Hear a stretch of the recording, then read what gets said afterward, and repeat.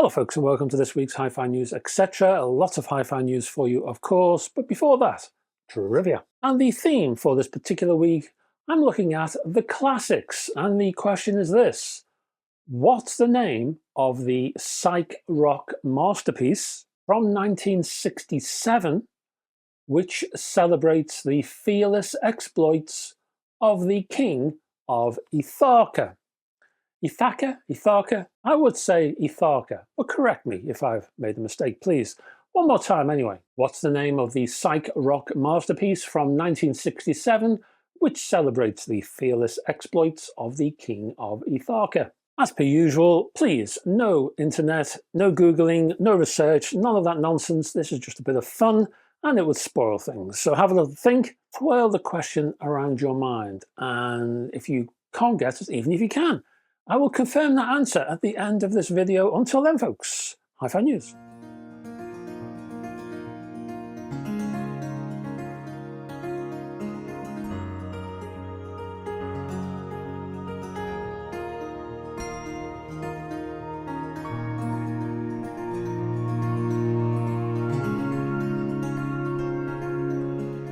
And our first news item comes from the French outfit Triangle. Now, some announcements for new turntables, and this is a new turntable, they turn into puzzle games, really.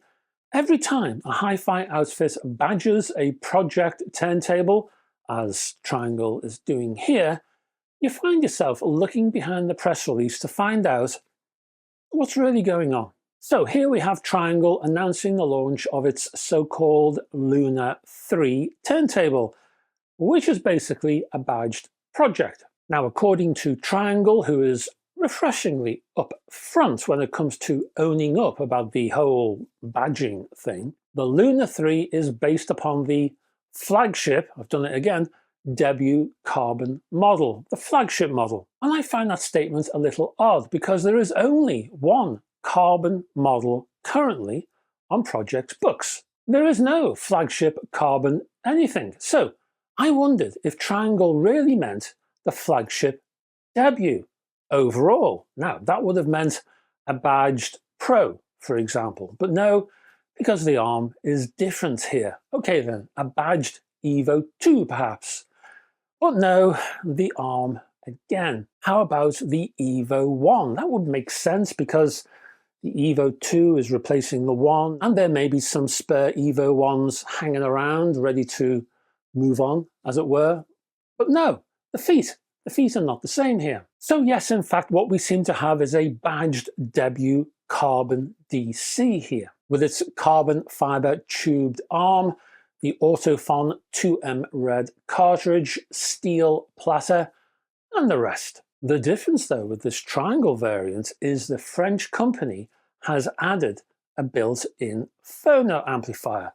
That's so you can hook up the pair of Triangle Capella powered speakers directly to this turntable. It's a nice touch for a smaller footprint Hi-Fi or a first-time system. There's also that rather nice lacquered finish that is different, and it's a step up from the basic Pro-Ject model. Here we're talking about black, blue and white high gloss. Now both the added phono amplifier and the finish adds a fair bit to the price, and never underestimate just how much a nice finish will add to that final price, folks. So here you're looking at, in euro terms anyway, 699 euros. So you're looking around £580 or so. Next, another turntable, this time directly from Pro-Ject this time.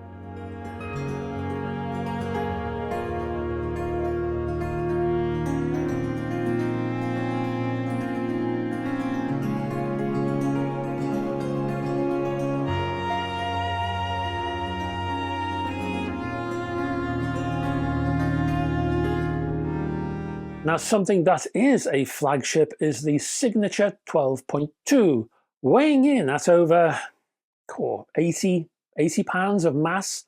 All the manufacturing is done in-house at the Pro-Ject factory itself.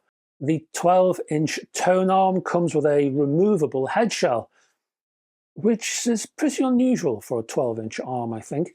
That arm uses a new 3-point pivot for extra stability.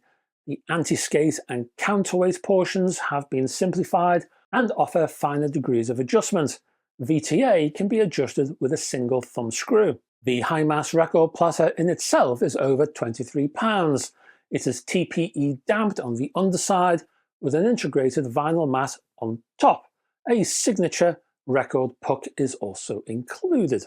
To relieve tension on the bearing, a magnet around the inverted bearing opposes another magnet embedded in the plinth. This encircles the stainless steel shaft. The platter bearing, by the way, is a ceramic ball. Oh, and the motors and circuitry are now mounted in a full aluminium motor block. The anti-resonance MDF plinth is mass-loaded with steel pellets. The conical feet are spring-loaded, and these feet can be adjusted from the top of the plinth. The Signature 12.2 will begin shipping in the USA, and I only have a dollar price for you right now, which is $14,999. And you'll need to get yourself a cartridge because it doesn't come with a cartridge, which of course is not unusual for high-end designs. Next, we're looking at Marantz and a couple of lifestyle-y speakers, the Horizon and the Grand Horizon.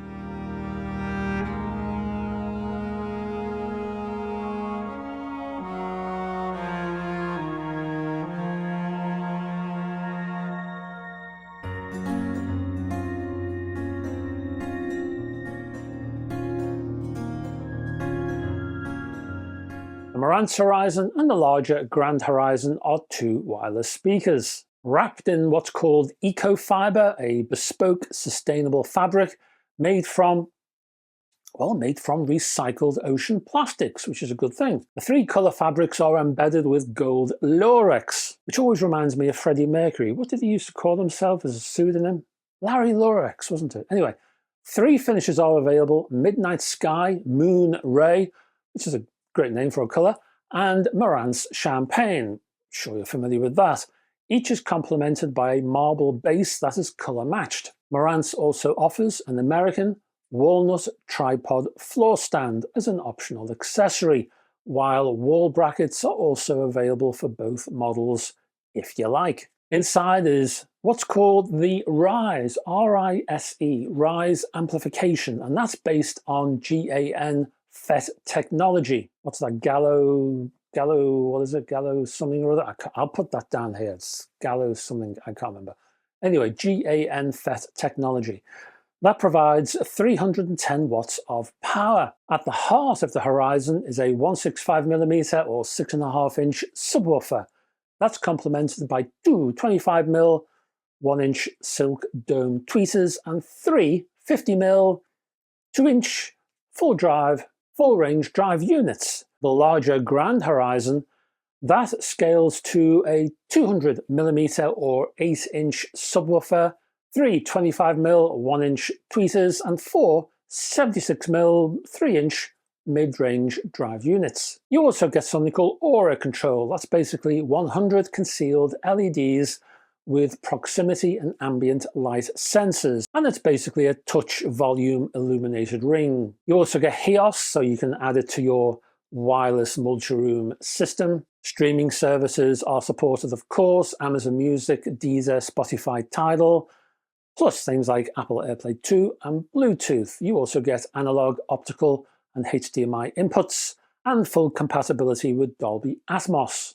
Neither of these speakers are out just yet. You're looking at January 2025. I think it's January 14th, I think. Prices, well, there's quite a few, and because there's quite a few, I'm going to put them on the screen right now, and you can knock yourself out by perusing the lot. Next, we have a couple of Pro headphones from BEYERDYNAMIC.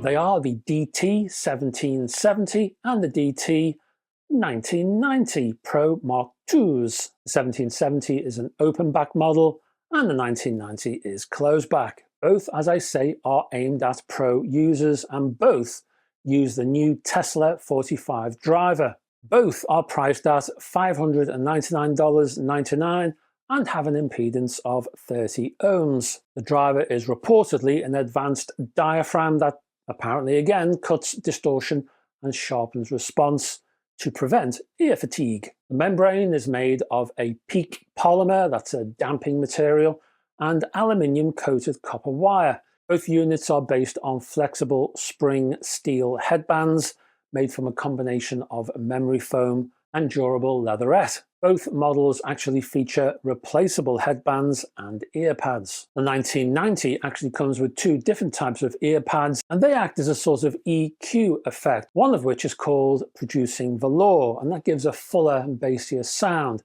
The other one is called mixing and mastering velour, which gives a more analytical sound. Both units are supplied with a 3-meter detachable cable and a 5-meter spiral cable, each equipped with a lockable 3-pin mini XLR connector. Both headphones come with a dedicated hard case for protection during travel. USB cables are available separately to connect directly to laptops, smartphones, tablets, and more.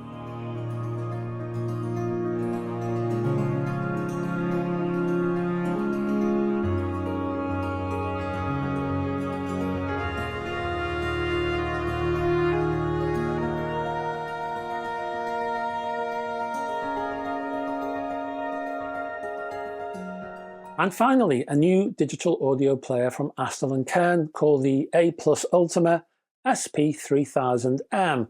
The 3000M uses the same Hexa audio circuit design used in the SP3000 model.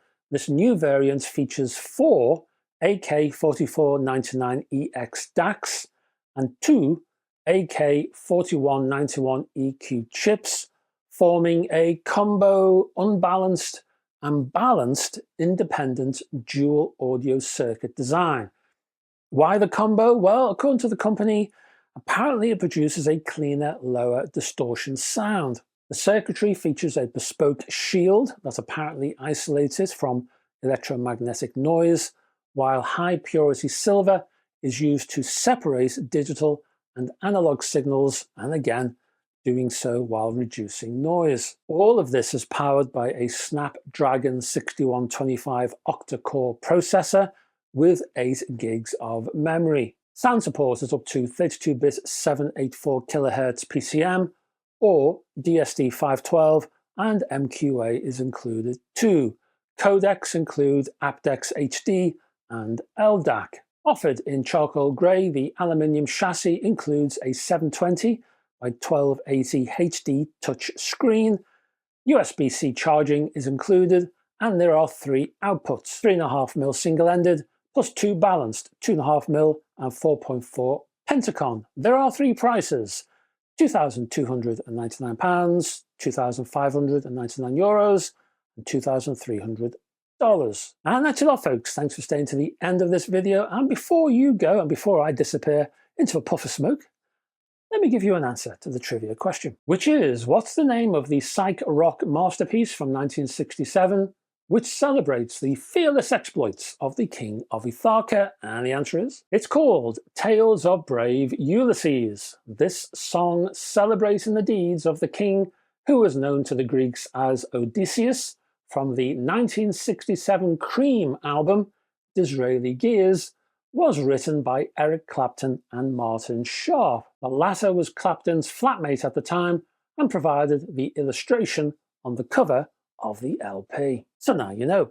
Thank you for all of your support, of course, and thank you also for staying to the end of this video. It's much appreciated. Thank you very much indeed. And I'll be back this time next week with another one of these. And I hope to have your firstborn. No. Your last Rolo? No. That Vauxhall Vivo, which is sitting in the garage, moulding away. No, that's not good enough, is it? Just your attention, please, and your company would be really nice. So, hopefully, I will see you then. Until then, folks, bye-bye for now.